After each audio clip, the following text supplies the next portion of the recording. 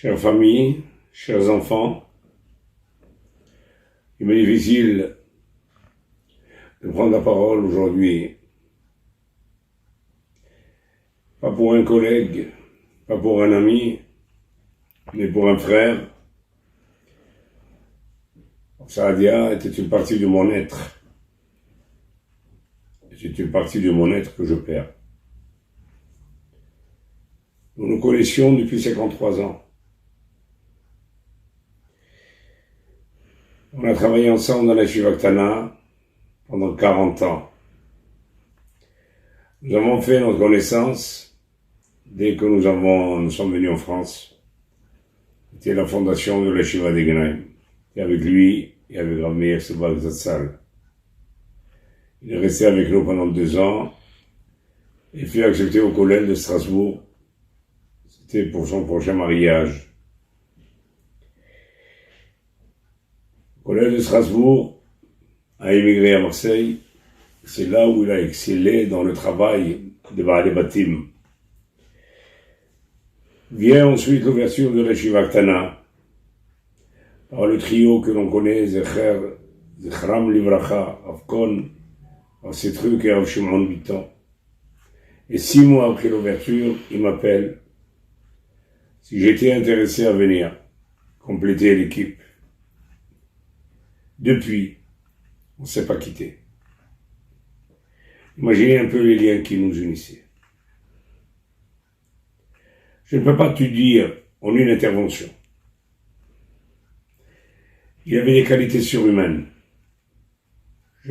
Aujourd'hui, en son absence, bien sûr, c'est toujours comme ça, on remarque qu'est-ce qu'on manque et qu'est-ce qu'on va manquer par la suite. Je voudrais parler de son investissement à la Yeshiva. À la Yeshiva qui était sa vie. Il vivait, il respirait avec son investissement à la Yeshiva. Il avait, ou alors plutôt, il se donnait des forces célestes. La Yeshiva, les élèves, les shiurim, c'était tout son être. Qu'est-ce qu'il ne faisait pas pour eux? Parfois même, il faisait des tâches que je trouvais dégradantes pour lui. Mais c'était pour le bonheur des élèves. Il n'y avait rien qu'il arrêtait pour le bonheur des élèves. Combien de fois il ramassait des livres à la fin du CDR?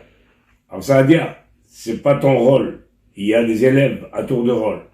Non, je ne veux pas supporter qu'il y ait des livres, que le lendemain matin, les élèves chercheraient des livres. Quand je lui amenais les maisonnotes pour le matin, pour Shabbat, c'était lui qui sortait avant, pour couper à part égale pour les élèves, pour que les élèves puissent avoir tout prêt. Mais ce n'est pas de ton kavod, ça veut dire. C'est pour le bonheur des élèves. C'était ça sa vie. C'est le bonheur et cette affection grandissante qu'il avait pour chaque élève et élève. Sa ponctualité dans les tfilotes était exceptionnelle. Son dynamisme dans le déroulement de la tfila. Avec ses pas en avant, en arrière. Tout ça va nous manquer. Il avait toujours une kvi'out,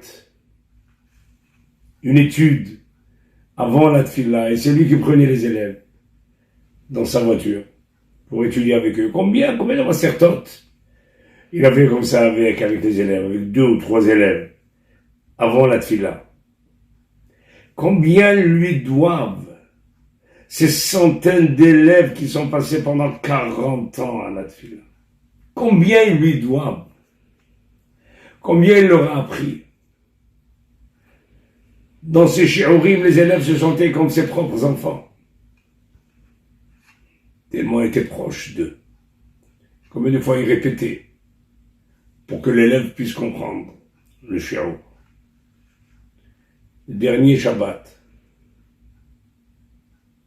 fiévreux, traînant le pied avec une épine calcanéenne. Il craignait qu'il n'y aurait pas de Baal, qu'aurait à la yeshiva quelqu'un qui puisse lire le Sefer Torah. Et il a fait tout le trajet, aller-retour de chez lui jusqu'à la yeshiva Ktana. Il était arrivé à la yeshiva Ktana, fatigué, éreinté.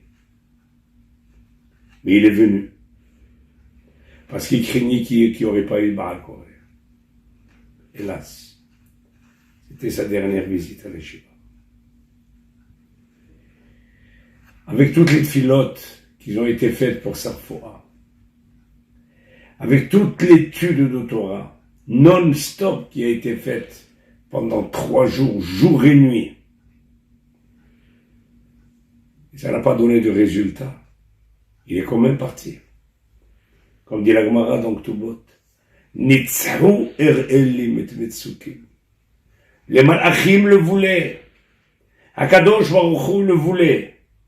Avec tout ce qu'on a prié, avec tout ce qu'on a fait pour lui, avec tous les Tehillim, avec toute la chaîne des Tehillim qui s'est formée, des livres et des livres de Tehillim qui ont été avalés.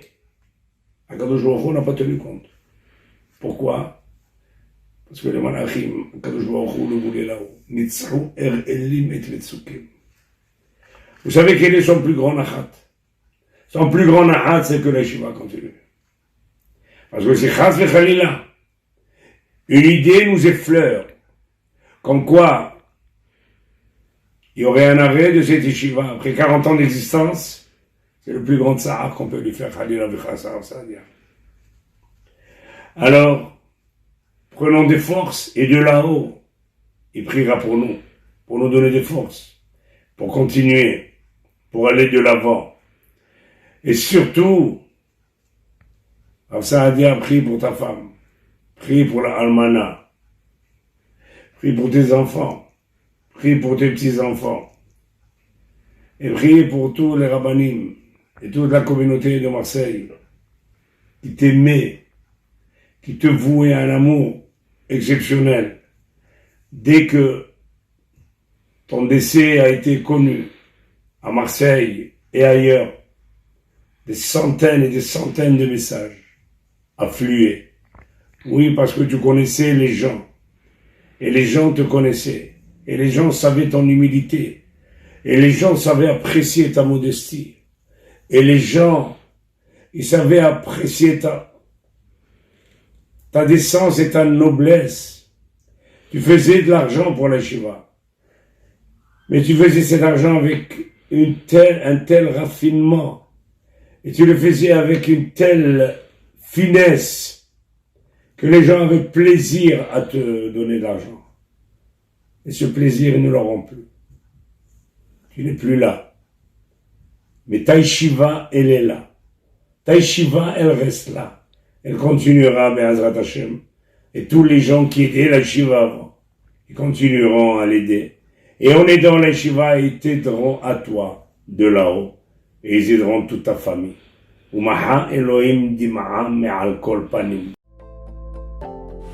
Torah Box, c'est une véritable yeshiva en ligne qui va vous permettre d'étudier les textes de référence dans les mots Talmud, Livre des prophètes, Chassidut, Moussar, Pensée juive, Halakha. Des dizaines d'œuvres disponibles avec pour chacune d'elles un enseignement adapté. En un seul clic, où que vous soyez, à n'importe quelle heure du jour ou de la nuit. Étudiez enfin tous les sujets que vous avez toujours rêvé d'approfondir. Alors travailler le GAN, c'est la socle d'Ivrei Torah, c'est travailler les paroles de l'étude de la Torah. Et c'est quoi garder le GAN? C'est l'ishmor mitzvota, de garder les mitzvot. Aujourd'hui, la Torah n'a jamais été aussi proche de nous.